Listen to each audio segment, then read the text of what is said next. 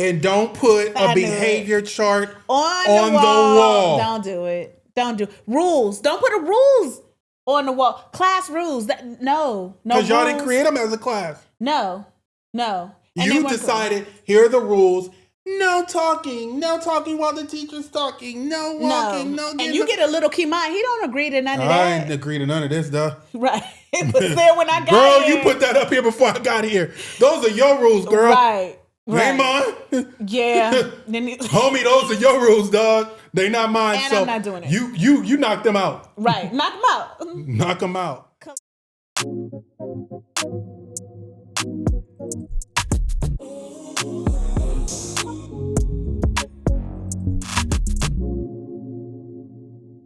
Kimai. Vernita, oh, you called me out first. Look, I'm supposed to call you out first. All right, let's start over. Take, go. Vernita. Kimai. There we go. How you doing? How you living? I'm good. All of it. You good? It's all good. How about you? How you doing? I'm doing good. Yeah? Yeah, feeling good. You told me you talked to your mama recently. Oh, that lady. There you go. That's my girl, though. Shout out to Mom. She's watching us. She watches us all the time, and she loves you. I love her. All the things, but so I had an opportunity to just hang out with my mom. Yeah. So my mom always loves me to do like a fish fry. Okay. She loves for me to cook this fish that she loves.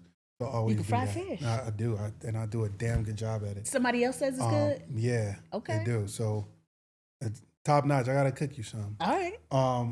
So anyway, we're eating, watching TV, just having good conversation. Anytime me and my mom get together, it's just always dope vibes. It's dope conversations. We have a good time. She's a dope lady. A lot of laughing. She's a cool lady. Yeah. You know what I mean? And so we're talking, and somehow we got on my childhood. Oh, here, let me put this down. Yes. Somehow we got on my childhood. Yes. Thank you, Jesus. She pulled out a memory that I don't remember or recall, and I think it's just so out of characteristic for me that I kind of was like, Mom, like, tell me. I doubt it. What happened here? So I'm trying to even think how we even got on the subject. I'm trying to remember. It must be good. But all I remember is my mom said she had a meeting at my school. Okay. She had to come to a meeting at my school. She had worked all day. My mom said, I went to the office. She said, I was really feeling myself that day, Kimari. I said, okay, Mom. Okay. She said, I was looking amazing. She says, I had worked all day. She says, I went into the office. She said, I had this amazing dress on. She says, I loved it. It was green. She said, it had a nice little split on it. And she said, I was looking good. She was like, so she says when she got to the office, she knew later on that day that she had a meeting at my school, and she was just like, hey, let me look good. I'm going to just go to the meeting needs to see me. Yeah. Do this. So apparently, when my mom got to the school, we did whatever we needed to do. Okay. And when we got in the car, my mom said I looked at her with a straight face and said, don't you ever wear that dress to my school again.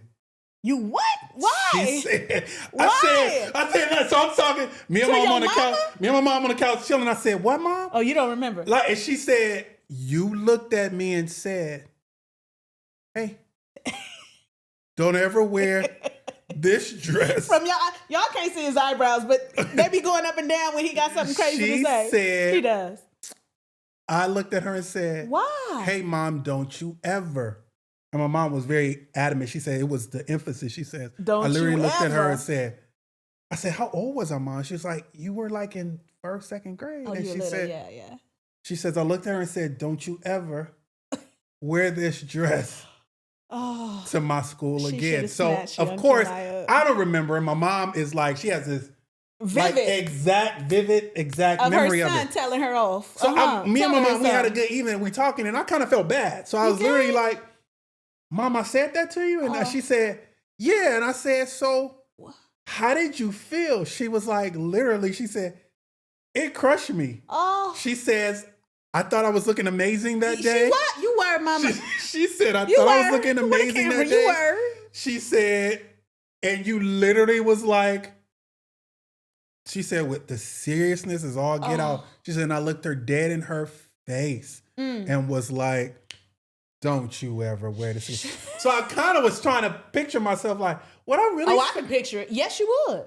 Yes, you would. Would I really? Absolutely. Say something. Absolutely. You do it now. And she shouldn't have shaken you when you were little. It's 7-year-olds, they too little to shake. But when she thought about it while telling you, she should have shook you right then. Just I remember. And so at that moment, me and Mom having this dope conversation, and she's laughing, but she literally was like, "No, Kimai, like, I can't believe my you did that. feelings were hurt." She was like, "What?" And she says, "And I never wore that dress again."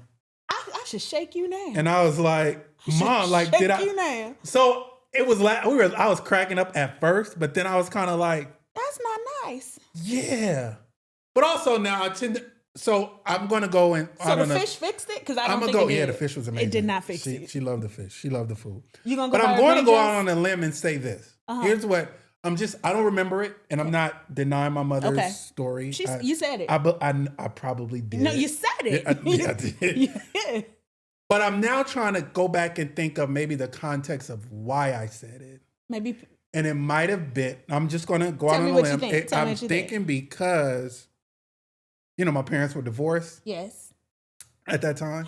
People were looking at her.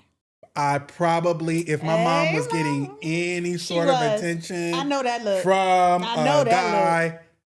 I was stopping that shit. You should have stopped them. I was stopping it. I remember one time my mom, this guy came to go on a date with my mom.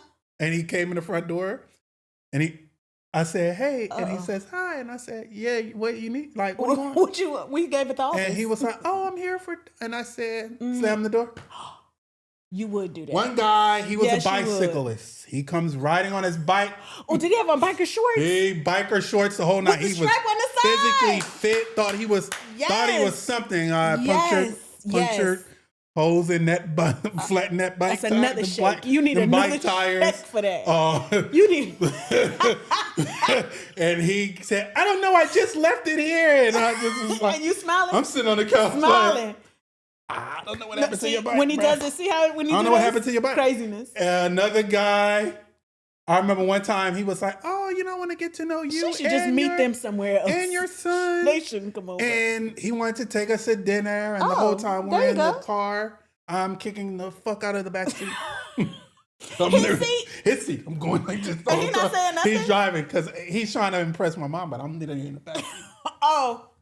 I love You're not getting nowhere, bro.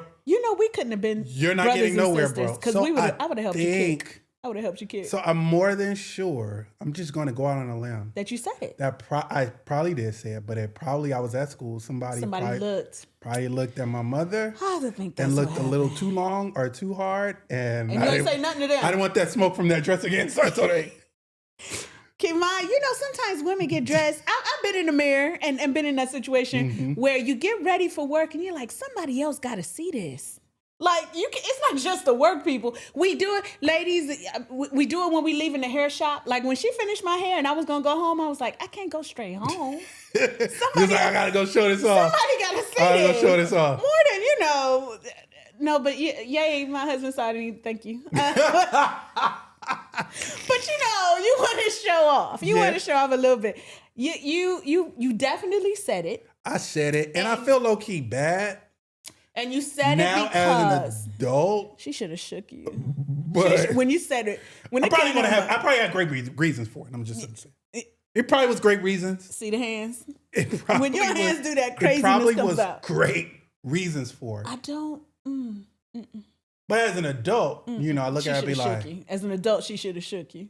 Man, my mom probably could have had some good times. And she should have shook you for that. I was stopping all of that. She should have shook you for the dress comment. She should have shook you for the tires. She should have shook you for the kick in the back seat. Oh, buddy just thought he was so athletic. riding to my house. And I looked out the big picture window and I saw him coming and I said, I got something for you, buddy. Ride on. You gonna ride? You're not riding back. God. You might ride to here. You're not riding back, So bro. she had to take him home. No, and then I was like, how'd he get home? I will walk. Figure it out. Carry your bike home. No. Oh, Kimai. If we were But siblings, it would have been great. I'm still a great son. You're a great son. Great son. I love my mom. We have an amazing relationship. Yeah. She's amazing. She's so dope. She is. She definitely. From this, I know she's even more amazing than I thought. Even more amazing than I thought. I mean, I knew she was awesome. But to all my single parents out there, hey, shout out, shout out, all the single moms and all of them that have sons, give them grace. That probably do the exact same thing that I did until they meet their match. Oh, did you meet a match? Not yet. Yeah, he was literally. You met a match. He literally pulled me up and said, "Hey, look." Hey. Like, cause I was stopping whatever it was like, I'm going to put a monkey wrench in this because this is not going down, bro. And that guy literally looked me, he literally grabbed me and said, I believe it. Hey. Yeah, that's the one. I see what you're doing. That's the one. He literally said, so I'm sitting, I'm like, oh shit. That's He's like, hey, I see what you're doing. I love it. Love it. I'm not going anywhere. Your mom's an amazing person. Mm-hmm. Get used to me being around. And I was like, okay. Okay. Now your days are really numbered, buddy. You know what you should do? You should buy your mama. What'd you say? Now I went into overdrive. Now you really going down. Oh, yeah. Now you've really done it, buddy. You've really done it, buddy. I'm just going to go into overdrive. Now you tore your britches. I got to be sophisticated with you. Oh, right. I got to do things a little. The other dummies I can do whatever. I can just flatten tires and I got to get a little more sophisticated with you. Oh, my gosh. So, but, yeah. You know what I think you should do? You should buy your mama. But now the ante is really up. You know, they got you got a yacht? What you doing? Oh. What we talking? Okay, yeah, because we're at that caliber now. It's a whole different level now. Yeah, and I'm talking some below deck yacht. You know what I mean? Man. Like the super 180 foot yachts where you need a crew. A crewed yacht. Yeah. Because then that's a green light. That part. And I would shake you if you messed that up. You messed that up, Kimai. I'm shaking you. You got all that? Go on, bro. Go on, dog. Yeah, brother. We can do it. Have it. And you buy her a green dress to wear on the yacht. You owe her a green dress, man.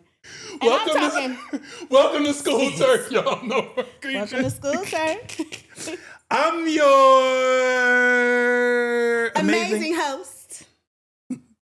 Are we going with mic 1 or mic 2 first?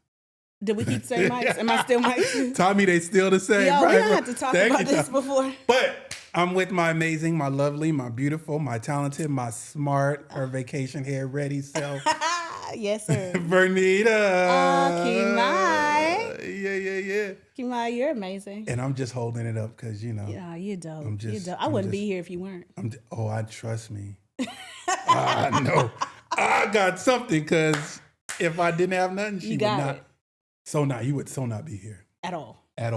But you're so dope. I'm honored to be sharing a couch. Man, sharing a couch with you. You're dope. You're dope. Now, it's back to school season. Hey, BTS. And listen, and so, my first bone I gotta pick. Here's a bone I gotta pick about. All right, do it. Can we get back to the traditional schedule? Yo, why is summer not 2 months? Summer should be for teachers. Yes, sir. Say it. June. And kids should go back to school after Labor Day. September. June through September should actually be summer. That's how it was. All this, I got teachers starting school in July. I got kids going to school. It's all over the place. It's August. I got kids starting in August. Can we just get back to the old school way? And say like you said it before when you told me. You said end in June and start after my birthday. After my birthday. Because my birthday is September 5th. I said it just like you. Say it just like me, right. After my birthday. And it was crazy because I always knew.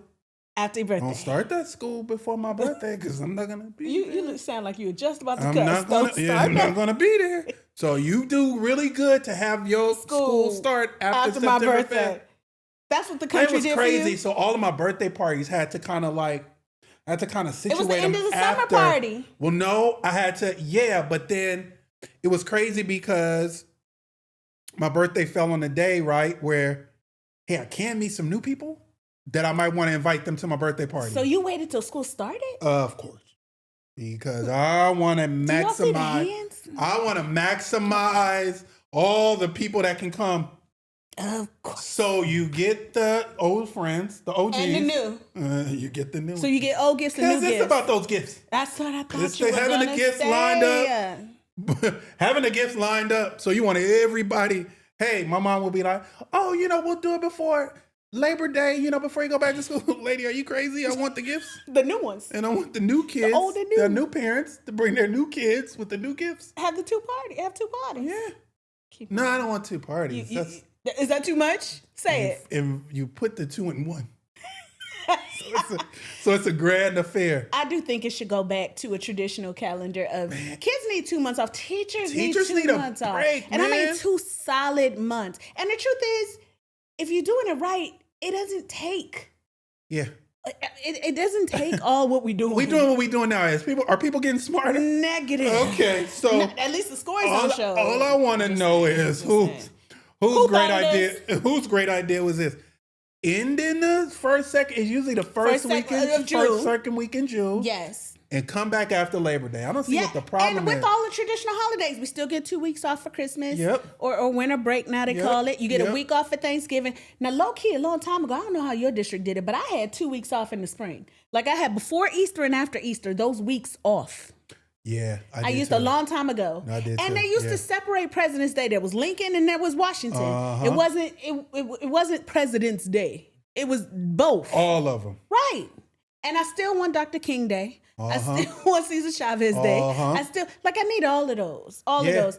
And if you do it right, if you teach according to a big ideas approach, you can get it done. Because you know what I think is for me, at least, and I don't know about everybody else, you might have a different experience or you might have the same.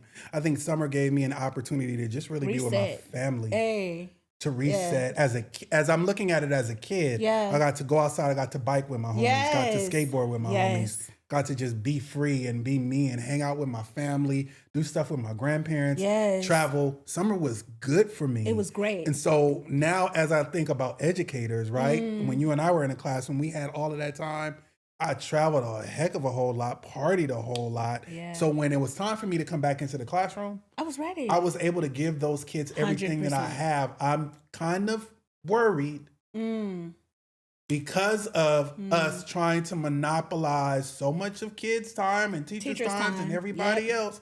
That are we coming back into education tired? The best we can. Are we coming back into education broken? Yes. Are we coming back to education not really feeling revived? Because we truly haven't had a summer, particularly those teachers that taught summer school. They got now a couple of weeks and now they back on the grind. If that. Here's the thing. Teaching is stressful. Teaching is very demanding.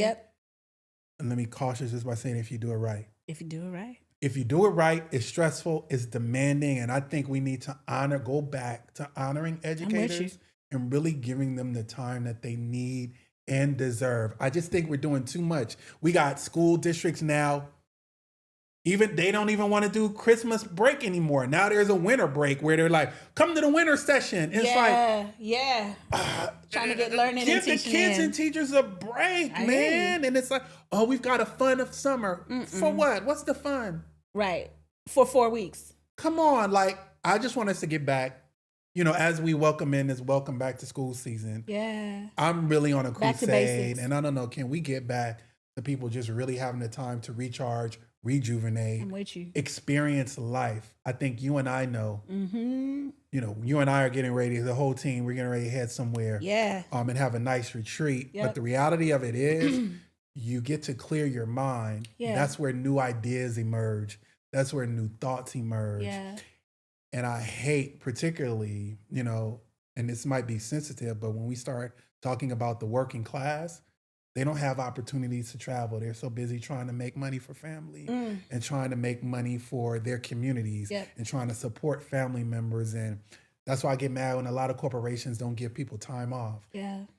Time off is good. It gives us rest. It gives us an opportunity to recharge, renew ourselves, and actually come to whatever we do better and stronger and more vibrant. But that's my rant. I'm going to get off that. And you're right. No, stay on the soapbox. I'm saying, I think also in that summer gives you a time to build memories. At least as a child, that's what we were able to do, right? I remember sharing a pomegranate with my friends and eating pomegranate seeds. I remember playing outside. It's so hot. We're drinking out of somebody's water hose. I know everybody didn't do it, but we did it because we didn't want to go back in the house. That part. Because my mother said you're not going to be running in and out my house. You know what I'm saying? And I remember coming in and smelling like outside, so I need to go take a bath. Or I remember those things of being creative and being able to just be outside, having the sun, getting that vitamin D. You can't tell me it doesn't physiologically change things in you to make you just happier. Absolutely. Better. And you know, mental health experts will tell you that was part of the reason why so many people during COVID suffer from depression, because they just simply didn't go outside. So one of my good friends, shout out Dr. Portia, she's all about mental wellness, mental health. She's a professor. And her and I just were having a conversation, and she says, Kimar, when's the last time you were outside? And I literally was like, I was like, dog, I haven't been out like in the last couple weeks. And she was like, bro, she was like, you have a front porch? Go outside, sit on your front porch. And I did. And literally, life. I didn't realize, like, man, we were in the pandemic, of course. Yeah. And everything was there. I was having stuff delivered and TV. I had everything. I say that, and let me be very clear, that's a place of privilege that I say that. Because everybody didn't experience the pandemic in the exact same way. Right? But just to go outside on my front porch and sit. And had that sunlight hit. It recharges you. It recharged me as a kid to spend time with my grandfather and his friends. And as my grandfather let me do some crazy stuff. There's a photo, maybe one time I'll show it, where he let me, we in the middle of dead of summer, and I put on some shorts, a white t-shirt, and some cowboy boots. Hey. And I said, there's a photo of this, and I said, fashion early. What did my grandfather let me do this? And fashion my mom came home and was like, what's he wearing? Why does Kima have on cowboy boots? It's 90 degrees outside. Because it looked fly. And my grandma was like, he was going with me, and I let him just do whatever, dress himself and do whatever. But it was those moments I got to hang out with my grandfather, sit on his lap, watch him commune with other brothers, talk about life, talk about things, and also them being inquisitive of like, Kimar, you keeping them grades up? Kimar, you doing good in school? Making sure that I'm on the right track, right? So it's those moments that are precious to kids' lives. And I just am very clear. We've messed up with all of this schooling, and we got kids starting in June and July and August. Starts. And it's like, let's just get back to the traditional. Let's get back to everybody's basics. Going back to school at the same damn time. And the whole back to school joint was the best. Like, and when is getting ready. You got some in July. You got some in August. You got some. So when is a true back to school? Commercials throw me. I'm like, remember the commercials though? Like you getting back. So the back to school commercials gave you an idea of what your first day outfit was going to be. Absolutely. Remember, you looking at Jordache commercials back then. Y'all didn't know Jordache. I know y'all didn't know. Jordache was the G. But I'm saying, like, you looking at the commercials. If you don't look good, we don't look good. Who is that? Vida Sassoon. Somebody. Yeah. But you knew, the papers back then when there were newspapers, it would come out and say, you can get a pack of notebook paper for 10 cents or whatever it was. You had all the deals. And the whole back to school piece. I remember back to school shopping, going and getting back to school, getting school clothes. I remember getting my notebook together and putting in my dividers and putting in my pencil case.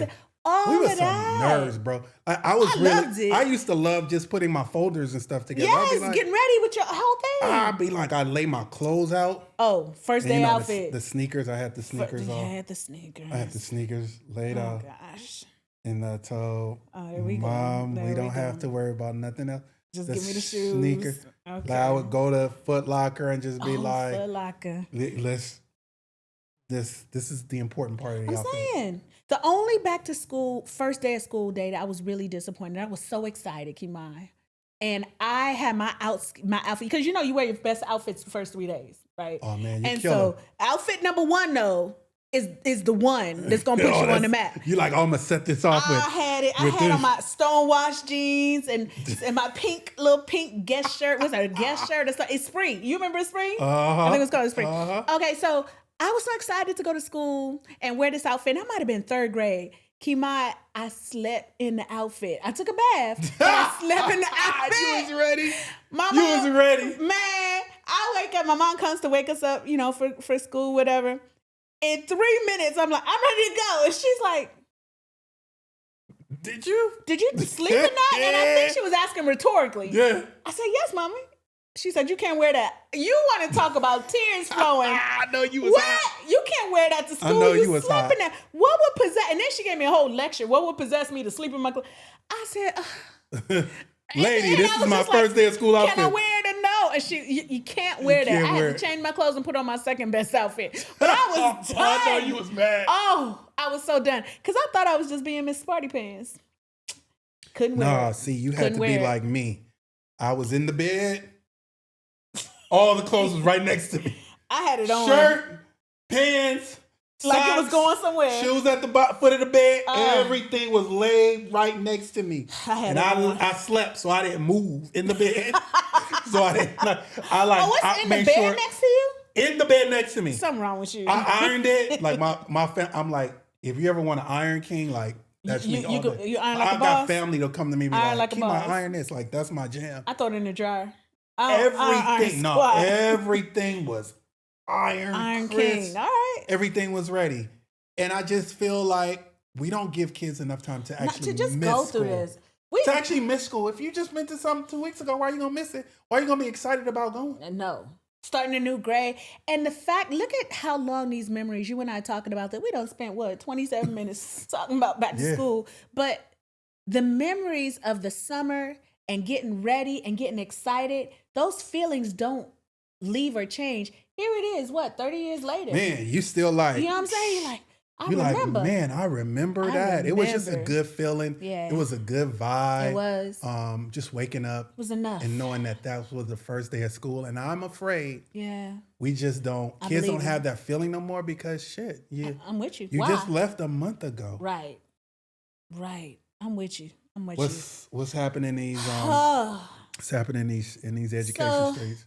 It is back to school season. Yeah, let's prepare the people. We got something to prepare the folks. Yeah, especially so I ran across in Edutopia this 6 essential tips for new elementary teachers. I thought we'd talk about these tips and see how we feel. Let's see what they're talking about. Okay. All right, and it says here these 6 essential tips are for new teachers to have a think about as the school year approaches and focusing on their ideas and not having to figure it all out. But I think some of these can be for anybody. I think so. So probably we could just say these are 6 good tips for teachers. All right, let me scroll down and skip it. Here it is. Here's the first one. Number 1, build relationships with families from day one. Oh, that's major. That's major. How are you going to educate kids in your classroom and you don't know nothing about their family? You don't know nothing about their community. You don't know nothing about where they come from. Yeah. You can't. So I think for me, like I was very intentional. Like the very first time when there's no secret, I'm not on time. But the very first day of school, God, we were a lot alike. The very first day of school, I made a priority to be on time because I know parents are using, particularly because I taught elementary. Some, not all, are bringing their parents on the very first day. Parents are actually coming up to the door trying to meet you. Okay. Where the school I was teaching was about 50-50. Okay. So I was like, okay, if I meet them on this first day, cool. But if I don't, or I'm about to hit that phone line and start making some calls and set up something to where I can meet you. Because it's super important for me to connect with a child's family. And why do I say that? That family is going to be your key partner throughout that entire year. I agree. Good, bad, or indifferent. I agree. At least you know what you're dealing with. If it's on if it's on a not so good side, at least you know what you're working with. You know what you're working with, and now you're just like, hey, because you can't have that parent that's like, I'm sending my kid here. 8 to 3, there's no problem.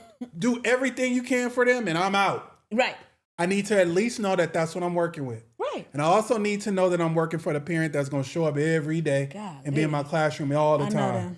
So I also got to know, I've also got to know who I'm dealing with. Because also it just teaches you a level of empathy. And, I'm going to say this, but it also helps gives you insight on possibly what that home life is, and if it's given or if it's not. I agree.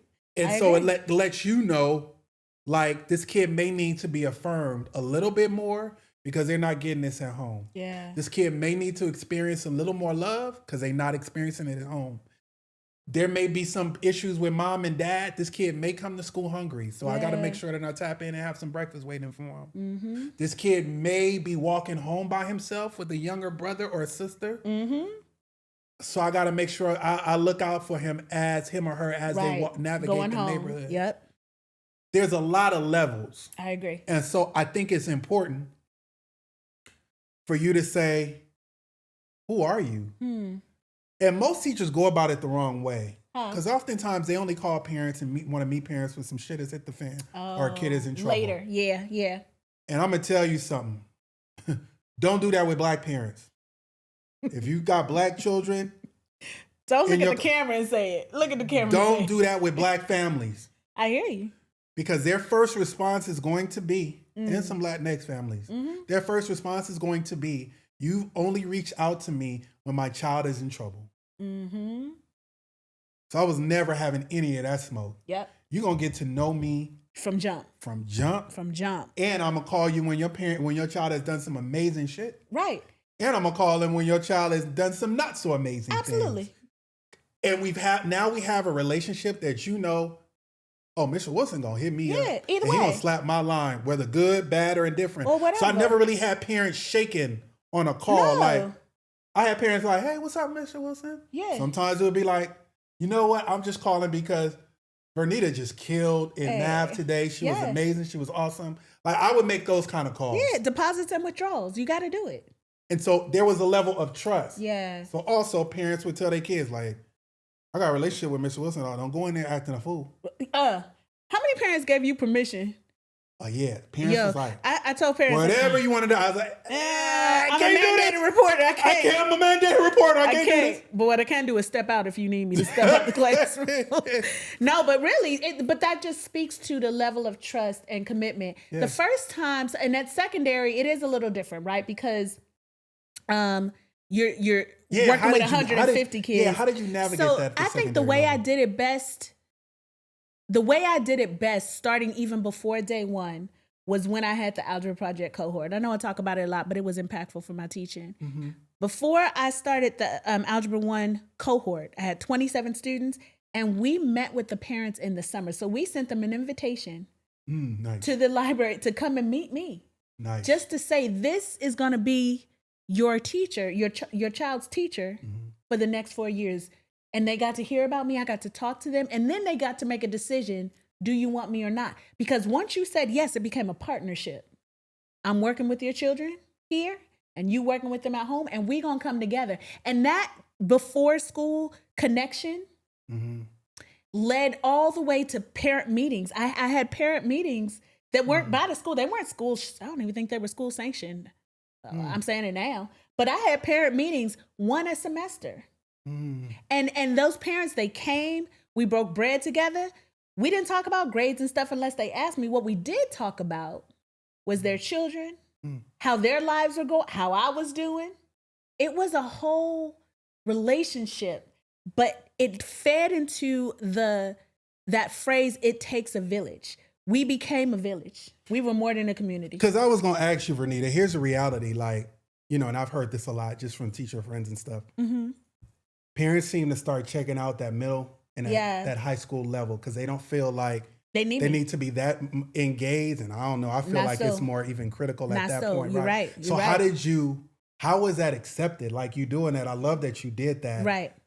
Well, how was the participation? Did people really accept that? Where like parents like, you wanted me to get involved? Like, they were all in. The high schoolers, like, they can figure it out. They can, but they were all in. So remember the requirements to be a part of this cohort in the 9th grade. I taught those children from 9th grade, and I just think it should be more modeled like this. But I taught those my children from 9th grade to 12th grade. I was their only math teacher. Now I had other class periods, but for this cohort of 27, it was me and them. And it was not just me and them, it was me, them, and their families. I love it.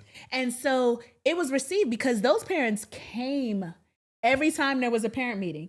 They said yes to me, and I said yes to them. And because of that yes, even before the 8th grade summer, they committed. They were just committed. They were all in. And it was how it went over and how it helped was there was a time when leadership at the school changed. And the new leadership was like, why does Miss Sutton why does she have two blocks of periods? Not just, we were already in block periods, but why does she have 2 blocks of periods? Because it was the arrangement that was made before 9th grade. And when they went to dissolve, I came back for their 11th grade year and they had dissolved. I didn't have the cohort.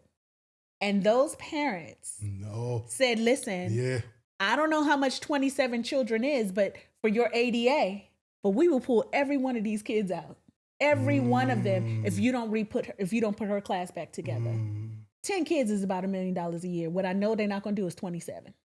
Just saying. Ooh. Oh, and you but that's that. You had that parent army on your back. I did. And I didn't even have to go and ask them. They called me and said, hey, Miss Gregory doesn't have your class this year. I said, yeah, I'm noticing my roster is different. It didn't take them a week, Kima. It didn't take a week. But they knew I was committed to their kids and they had committed to me.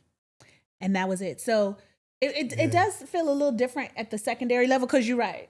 Come parent conference night and stuff like that. Not for this cohort, but in general, you ain't see a whole lot. They just figured, I did see a lot when it came to athletics. And maybe that's something we could get into. When I became an athletic director for those parent nights for athletics. Oh, whole different vibe. 90% attendance, easy. And it was definitely because of, coaches said it's mandatory. Your parents come to these parent meetings. We needed it as a school.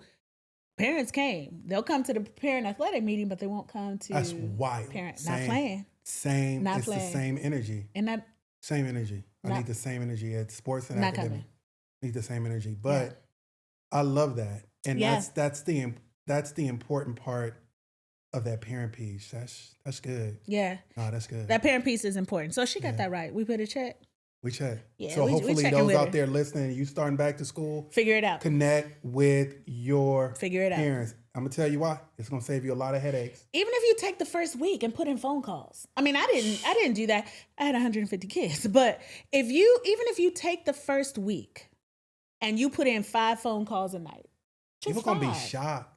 Just saying, hi, here's who I am. And I'm gonna tell you, and I'm gonna just say or do a phone blast, something. And I'm gonna just say this. My Black and my Latinx families appreciated the shit out of me communicating. Number one, many of them have been pushed out of school so much as parents that they were afraid to come. How about that? They were afraid to build relationships with educators and teachers. And I really showed them how to become really advocates, not only for themselves, but for their kids. And so parent power, I tell teachers all the time, make sure you have that relationship with your parents. It goes a long way. I love it. What's the next one? Okay, this one you and I do. I feel like you're going to go up on this. Number 2, create classroom expectations collaboratively. And don't put a behavior chart on the wall. Don't do it. Rules. Don't put rules on the wall. Class rules. No. Because y'all didn't create them as a class. No. You decided, here are the rules. No talking while the teacher's talking. No walking, no getting. And you get a little key mind. He don't agree to none of that. I ain't agree to none of this, though. Right. But still, when I got girl, here. You put that up here before I got here. Those are your rules, girl. Right. Ain't mine. Yeah. Homie, those are your rules, dog. They not mine. And so I'm not doing it. You knock them out. Right. Knock them out. Knock them out. How should teachers, it's back to school and let's tell them, how should they create? Do we even call them rules? No, we call them learning agreements. How do we agree that our class should look? And you and I, we did that. We've been doing this even before we knew each other. Exactly. Okay. So if you want to know how to do it, we're going to give you a quick little... Tell the people. Little start. Ask children if they feel comfortable, because every child doesn't feel comfortable doing this. Let them close their eyes and you talk in your soft voice or your strong voice. Talk in your voice. I got to get a strong voice. And you just get a voice. Good. Talk. Yeah, don't talk soft. Yeah. But talk in your voice and just say, when kids' eyes are closed, if you could imagine your perfect classroom, like if you could just imagine what it felt like what it smelled like, what it looked like. In your perfect classroom, what would it look like in your perfect classroom? What would I be doing as a teacher? What would you be doing as a student? What would a perfect, fun, you don't even have to give them too many descriptions. Just give them the time and the space to think about what a perfect learning environment to them looks like. And then you build agreements from that. So from there, you allow them to turn and talk about what they just envisioned in their mind. Then you let them chart it. Now, if you have younger students, it might not be at the writing phase yet. I'm talking kinder and first, because you should do this with them too. You chart it. Right? You write it down. And then you all take a vote. Take a vote to say which 3 or 5, you don't have 20, you have 3 to 5. Which 3 to 5 agreements do we agree as a class? This will work. And I'm not saying there's no non-negotiables. As an educator, as the one of the experts in the room, there are some non-negotiables. The only non-negotiable I had was no harm. No violence. And I mean no violence, no harm in any kind of way. Speaking, listening, talking, picture. No violence. Nobody hurts anybody else in this room ever. That's a powerful And I know I seem nice on the podcast, but have some violence in my room. You get with him. Play with me. Yeah, you get with him. So no violence. None of my children are going to get hurt at all, whether they're being hurt by another child, or an adult. No violence ever. And from after that non-negotiable, that was my only one. Everything else is negotiable. We can build more agreements. We could take some away if we don't need them throughout the year, but it should be collaborative, because once students have the buy-in and say, yep, this is what we're doing, then that's what we're doing. So let me ask you this, Vernita. There is as you progress throughout the year, your class, if something comes up, someone wants to add something. Hey. We add it. You guys are open to doing that? Absolutely. It's negotiable, for sure. Absolutely. You hear that, people? Learning agreements, because don't let me come into your classroom visiting and there's already a behavior chart, and please don't let me see red, yellow and green. Stoplights and all that stuff. And I don't want to see that. If I see it already. You going to snatch it off the wall? I'm going to snatch it. I wish you, can you invite him to the school, please? Just snatch it off the damn wall. And run out the room. Because I love it. Do it. We're in 2025, and you and I was doing it way before. But we in 2025, cool, kids should be able to tell you what their needs and wants and desires are, and give space for them to do that. Yes. That's how we raise amazing thinkers instead of complicit people. I mean, you ask me, when you got pre-printed rules on the wall, we're already grooming children from prison. Because you got to do what I say. When you got to raise your hand, and if that's one of the rules, raise your hand. Where else did we raise our hand? I put a bathroom pass on my wall. Take that jump. You got to go. Don't stop me. Go. Don't raise your hand. Grab the pass and go. Now, the agreement is off. If any adult comes to my room and say, oh, well, little Vernita was playing around in the bathroom, guess what? Your privileges of just grabbing a bathroom pass and going and coming, gone. But you know what happened when I did that? I had zero incidents. I had principals come and say, Mr. Wilson, when your kids go to the bathroom, they go and then they take their pass and they come right back. What are you doing? I said, giving them freedom. Because as an adult, any of us have to go in this room, have to go to the bathroom now? Are we raising our hand and saying, no, I've got to go to the bathroom? No. So why the hell are we doing that with kids? I don't know. Just a thought. Good thought.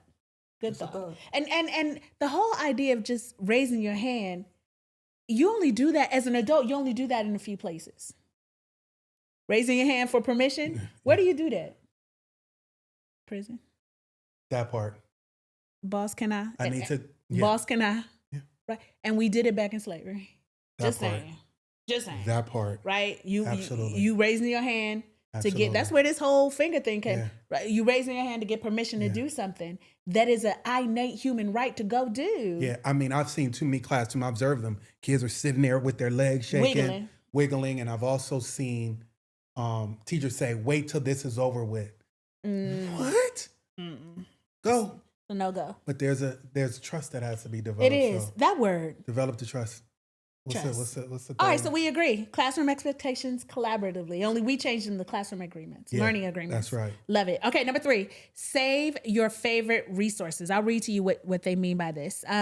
There's so much going on I at the start of definitely the needed school to learn year. from this. I threw everything away. It can be easy to run through a whole bunch of activities and then completely forget about them by the next school year. To save yourself the hassle of planning all over again, create a beginning of the year kit. Grab a storage bin and fill it with your favorite resources. Did you do that? No. So I would remember Every year I was doing some new shit. because that was and good buying for new me. stuff and asking people for money. It and was good for but me. now that I think about it, That's this smart. would have been smart. But every year I was didn't like do going it. to Lakeshore. Oh, They love me. Going to I Lakeshore. own stock. I should own stock Buying and make sure. like Yo, I don't know. recreating stuff like, and they'll be like, "Dog, you did." Or telling that. my AP, we need Dog, putting you out a whole did- new wish list. Dog, you did I something don't like know this why I last did year. What? that. But that's a good resource. Yeah, So, that's real good. We should have done that. but now that we're talking about it, teachers would need intentional time to do that. They do. You do. And as you're building things, it could come in your planning time, right? So when you're planning something and it goes well, now if it don't go well, don't save it for next year. Do Dump something it. else, Dump right? it. But that if lesson tanked. right, That lesson stunk. don't do it again. Don't That do it lesson again. was terrible. And the kids will tell you. Oh yeah.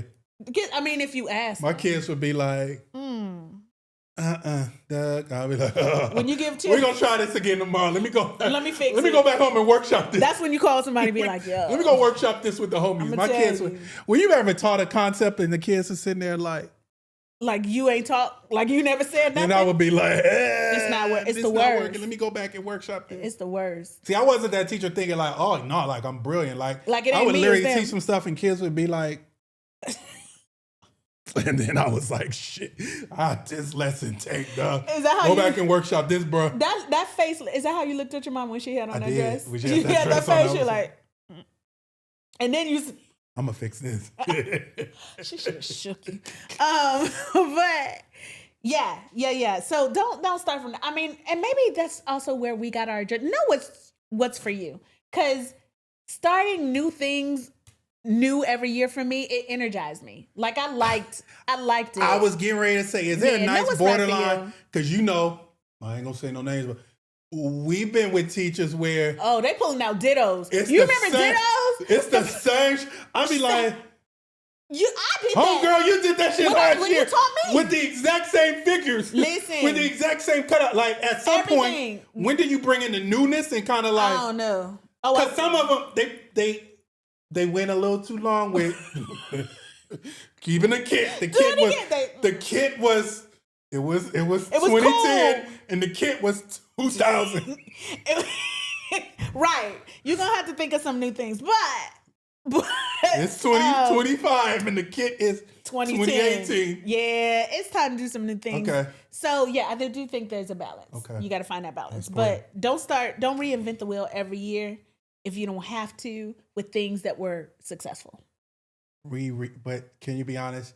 You reinvented, huh? I did. It was and fun. I reinvented a hell of a It whole was lot. fun. But it kept me juiced. It got us good. Got us really So good. I agree with number 3. For new teachers, remember this is framing for them.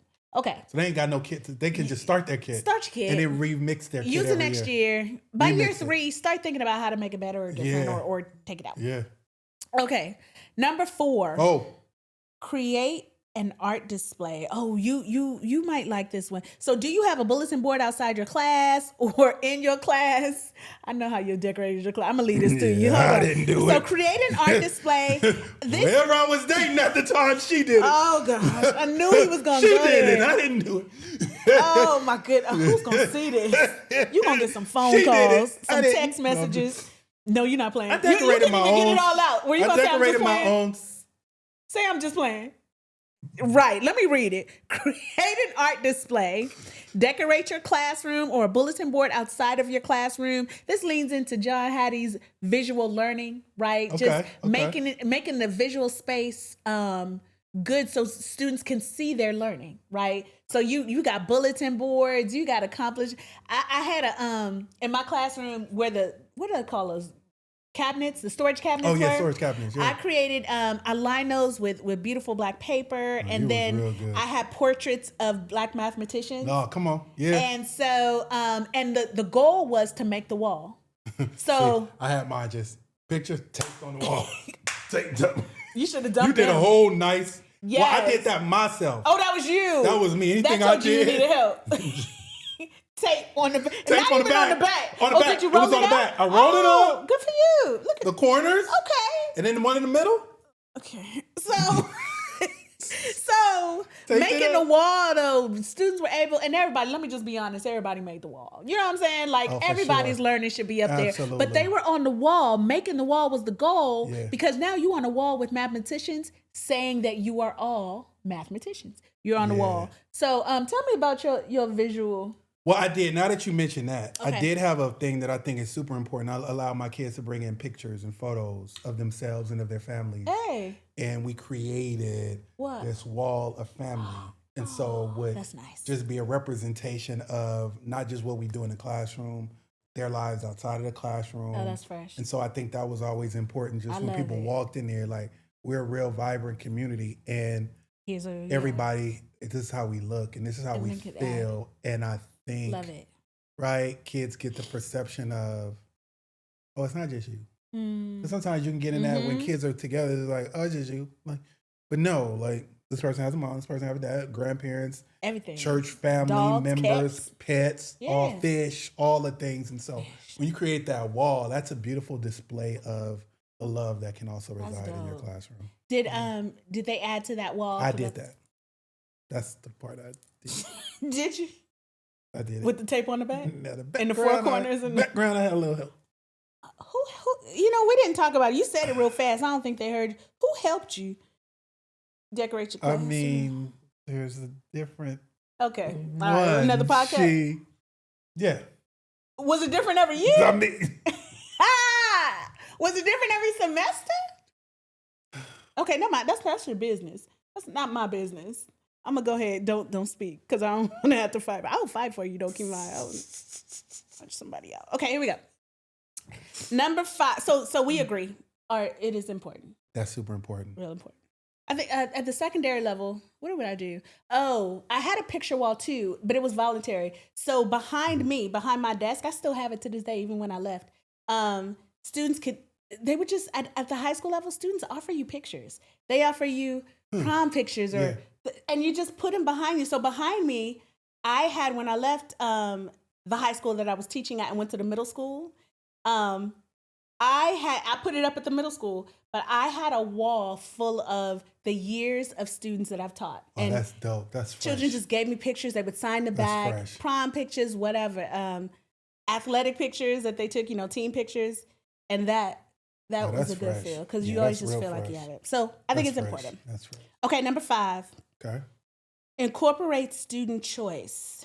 When it comes to completing a less than preferred task, I got to think about that. A less than preferred task, and I'll tell you why in a minute. Students' choice can make a huge difference by giving students an opportunity to make a decision within the parameters of the activity that you can get them more engaged and invested in completing the task.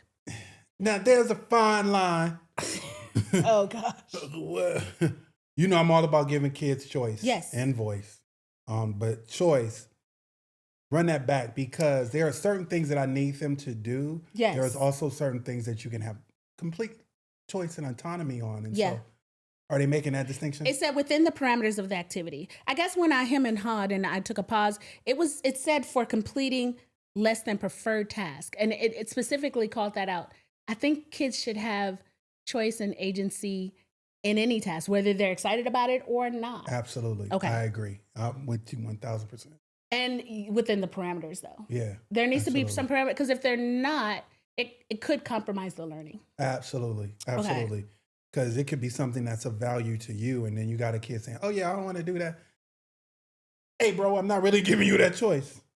I need you to do this. Right. I need you to do this. Also, doing the task is not an option. Yeah. I need you to rock this out. This is what we're doing as a team. I need you to rock it out. But Kima, how did you get, because there's no doubt in my mind, you had 100% participation, even if it wasn't from day one. Yeah. over some small period of time, you begin having 100% participation and all the way through. Yeah. How did that happen for you? I think, and I don't know if it's one of the rules, but you definitely got to establish who you are as the educator in that room. And I don't mean the all-knowing, but I mean, like, at the end of the day, how we rock out in here, that's on me, dog. Yeah. And so I think letting kids know that and understand that within the context of I love you, I got your back, and I'm gonna support you. But there are definitely things as the facilitator of this this room, in this environment. There's some things that are non-negotiable, dog. Like, you're not about to argue with me, fam. Like, that's not what we're doing. We're not doing that because I've created a space where you can openly talk to me about anything. Yeah. So there's never any need to argue with me. There's no need to bump up against me because I'm giving you the space to do what you need to do. Nice. And also have your own voice. So I think people can get, and I've seen teachers do this. Some teachers can become, they want to be their students' friends. Okay. I'm friendly to you. I'm not the homie. We're not homies, no. We're not. No. There is a space where there's a difference, a distinction. Yeah, I'm friendly towards you. Right. But don't get it twisted. We're not friends. You're not running this classroom. No, that's unsafe. It's unsafe. Yeah. And you don't have the qualifications to do so. Which makes it unsafe. It makes it right. And so I think I've seen those teachers where they go in and like, hey, I want to be everybody's friend. And that kind of backfires because now the kids are running the classroom and you're not. Yeah. So I've seen that play out like that. I tell people I'm gentle and I'm loving, but I'm also firm. As it should be. And when I need to get it together with you. We're going to get it together. We're going to get it together. And you're going to be good. And you're going to be good and you're going to be set. So it's that. I don't want people to think, you can be loving and gentle and supportive, but yet hold expectations for your students. Yeah. And want them to be the best they can and in turn be the best in that environment. I like it. And I think new teachers definitely, because new teachers get bogged down with so much. They're like, they get some new ideas and they're like, oh, we want kids to be free thinking. And I get that. That's cool. And I want the same thing. It has to be guided though. But to freedom. You gotta guided to freedom. Yeah. You don't just go to freedom without any guidance. You know what I'm saying? Like we didn't just escape to freedom not knowing where to go. So with the bathroom pass is on the wall, but I also had to explain the expectations. Absolutely. Right? Otherwise, they would have been yanking it off. You had to get the parameters. They didn't know. They would have, if I just would have put that up and say, oh, girl, grab it when you want to, they wouldn't have known. If you see it in use, you gotta wait till they come back. Yes. The guidance, right? And so I think that's what I've seen teachers going, like, oh, I want them to be free. And just, now you're just going to have a unwieldy classroom that when you want to get it back in some semblance of control and out of chaos, you're not going to be able to do it because you allowed them to just do whatever and be whatever and say whatever and do whatever. And that doesn't work. Leads to chaos. It's easier to let out than it is to try to reel in.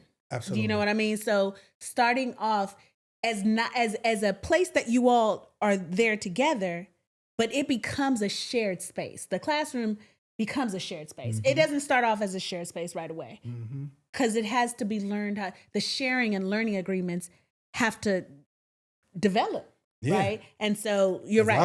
When I was in class, they had to teach me how to share, dog. I wasn't sharing shit. I can't. And you still, I don't want to say you still. This is mine, dog. You share now? You share well now? Look the hands. Do we close up on the hands? No. Don't hold them close. Don't twiddle your thumbs down. No, sir. Do you share well? Moving on. There are things that I want and only I'm going to have. And like, if we go out to eat. And you will not share your fries. But when we order, do I say this? Yeah, I say, you bring her own fries. Get her own because I'm not sharing. Right, I preface it. So the answer to my question is I'm very clear. Is that what you're saying? So you know how people go in and we're like, oh, we're going to have these shareable family plates. style. We're not doing family style. You don't do family style. No, I get my own. Everybody else y'all share. But if I'm hungry, you want your own. Can somebody have some of yours? You've been when we went to places that have the family style, and they say, "Oh, do you want it?" And I say, Can "Give you bring them me the that? family. I want it all to myself." I want the. Yeah. If the family style run out, can somebody have some of yours? There we go. Where them hands at? It depends It's a no. on what it. I don't know why you just don't say no. How No, Nita. much No. I like you. Or are we talking like just stick a fork in it and have a little taste? I think that would completely mess up somebody's. If they were on a date with you and they put their fork in your plate and took something, it's the last. It might be the last Last date. supper. We got one more. What's the last one? So the last one is learn from people. Oh, this is a good one. Number 6 is learn from people in your building. If you got other good teachers, if not, fuck that shit. They dumb. So figure it out on your own. You got to figure that shit out on your own. You don't work with a good teachers. Think about it. Well, how do you know that if you're a new teacher? Everybody seems good to you. You know. Let me ask you this question. When you started, brand new, I know. and you just knew, you got to know and meet your different colleagues. Oh. You either had, hey, I can learn from them, or you were like, yeah. It took me a minute to learn from other colleagues. But I also came from a family of educators. My mom, my grandma, my aunt, my sisters. Three out of 4 girls are educators. Like, yeah, so I came from, so I went home and learned from them and asked them. But you're right. It don't take long to know good teaching. No, and I'm gonna tell you what my experience was. It was a vets. I started my career off. It was some dope vets. Oh, good. That I literally was like, oh yeah, I want to learn everything that you are doing. Because they were just good. I remember a vet pulled me and another one of my colleagues in, like 22. I'm 22. They put us in, shut us down. You know how when you're a teacher, they got all that annuity and pension and all that stuff? Yeah. We ain't just happy to have a job. Like, right. We like, yeah. We like about to, we about to like, hey, I can get bottle service. Right? We were happy. We are happy to have that steady check. We were happy. And so I remember veteran teachers set us down and was like, put us in a room and set us down and was like, did you fill out that paperwork about this? And he's like, yeah, we kind of looked at it. We ain't done it yet. Fill it out. Getting some annuities. This is what you're going to do. And I mean, they were forceful with it. Yeah. To the point where good. It benefits me now. And I'm thankful to them. But it's those kinds of mentorship and leaders. In the same way, they talked to us and was like, hey, you're going to fill out all these forms. You're going to get this. This goes to your retirement. Get these annuities. Get this. Get in this STIRS, all these things. They also were that same way with us learning. Good. They would come to our classroom. Hey, here's something. I got this for you. I got this book. I got this. And so the veteran teachers, I'm super grateful. And maybe that's why I have when I go to a lot of schools, there's a lot of tension between new and veteran teachers that sometimes I don't like and I don't get. Yeah. Because I had super supportive veteran teachers that were like, me too. Oh, young buck, you don't know this. Yeah. Like, let me tell you. Do this. Do this, and this is how it's going to work. Right. And it was the best thing for my career. So I agree. Oh. Find you some dope veterans and latch on to them because don't let go. They're going to show you, and they're going to tell you the pitfalls of how to deal with administrators, how to deal with parents, how to deal when maybe a lesson goes wrong, didn't go right. Those are the people that really got your back. Important is on how to listen to children, right? How to just deal with my favorite. She's my closest, one of my closest friends, but she just said one word. We worked on some lessons together, but mostly she was giving me encouragement that first year, and she said, "Nita, just so you know, it's a privilege for students to be in your classroom. It's a privilege, all that you had to go through as an educator, everything you did, and the fact that you're so passionate, the fact that you want to do the right thing, because there's a bunch of teachers not doing the right thing. The fact that you want to do the right thing and that you do the right thing it's a privilege for children to be in your classroom, just like it's a privilege for you to be able to teach them. Absolutely. That's a bar. It's a privilege. No, and that one thing, dope. I know that was over 30 years, 23 years ago, she told me that. And I never forgot that. And it dictated, I moved a little bit differently. So if you get a chance, I'm with you on that. If you're a new teacher and you get a chance to get under somebody's arm, you know what I mean? Yeah. Get under their wing and just learn some stuff. It's important. And I think also what we got to say is, and don't go in new teachers, because sometimes new teachers do that. Sometimes the younger generation does that. Thinking we know everything. Oh, yeah. And we don't. I'm here to tell you there were so many things like, no. And even though I had great vets, even sometimes they would tell me something like, old school don't know what they talking about. Like, it's going to be different. And sure enough, a year or two later, I'll be like, damn, what they said actually is real. And so I do definitely encourage young people. I mean, hell, I have mentors now. Yeah. Mentors that are guiding me, mentors that are supporting me, mentors that are giving me advice on the business, my personal life, whatever. And so I always just tell new teachers, young teachers, grab a hold to some dope mentorship that can help you continue to grow, because it's important. I've been there. We don't all know. We think we know everything, but we don't. And a lot of times where those vets are, where older people are, have done, we're trying to get to. Yeah. And so I always now even have conversations with dope Black male mentors that are telling me some of the pitfalls to watch out for, what to do, how to do it. And so mentorship is super valuable. So find you a dope vet teacher and latch on and hang on. Let's get it. 6 tips for 25-26. That's our back to school, man. I like it. I think if you check this episode out and you really listen to what we're saying, you can have a phenomenal year with kids. And if you still need some help, because you know you will, Skoolturf is always here to support you, support the new teachers coming up.